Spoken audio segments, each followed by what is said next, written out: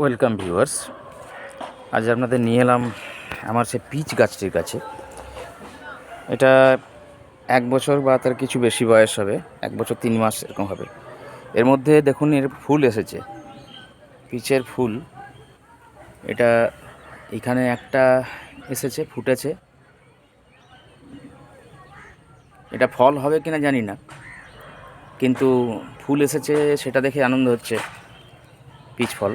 এইদিকে একটা ফুল হয়েছে, এই যে এখানে একটা হয়েছে। এটা এখনো ফোটেনি, ফুটবে।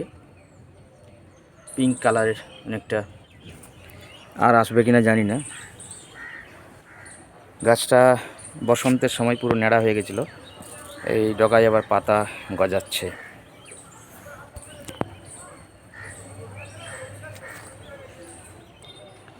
আর এর পাশেই রয়েছে, এটা অ্যারাবিয়ান অলিভ।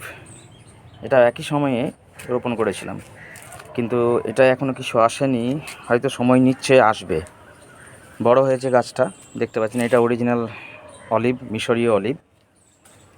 আশা করছি ফুল ফল আসবে। এই দেখুন,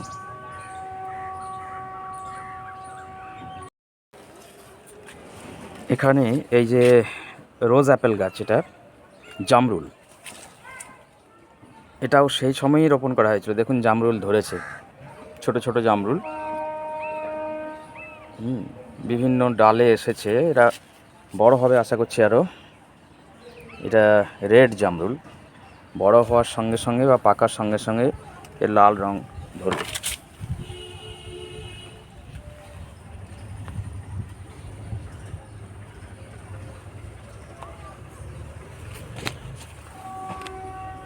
গাছটা যথেষ্ট পুরুষ্ট হয়েছে এবং বড় হয়েছে। এবং এর পাশেই দেখুন মিয়াজাকি ম্যাঙ্গো, এটা আমি লাগিয়েছিলাম। মিয়াজাকি ম্যাঙ্গোটা বড় হয়েছে এবং একটা মাত্র মুকুল এসেছে।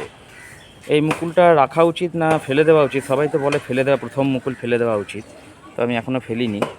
যাই হোক, এটা মিয়াজাকি, জাপানি মিয়াজাকি, সবচেয়ে মানে দামি ভ্যারাইটি।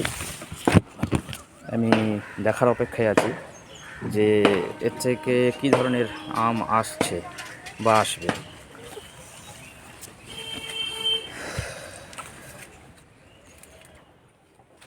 এটা সেই লিচু গাছটা, এটা বড় হয়েছে, প্রচুর পাতা এসেছে নতুন, কিন্তু এবছরও ফুল দিল না। এবছর লিচু মনে হচ্ছে ধরবে না, হয়তো পরের বছর ধরতে পারে।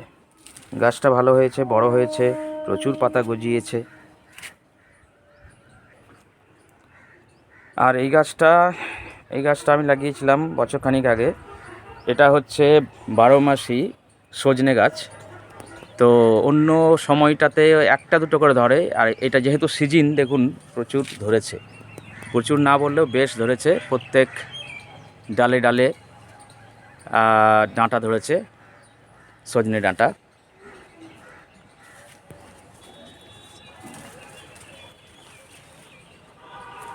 এটা ওড়িয়া ভ্যারাইটির গাছ এবং এটা 12 মাসি, মানে 12 মাসই এর ফুল এবং ফল বা এই ডাঁটা ধরে।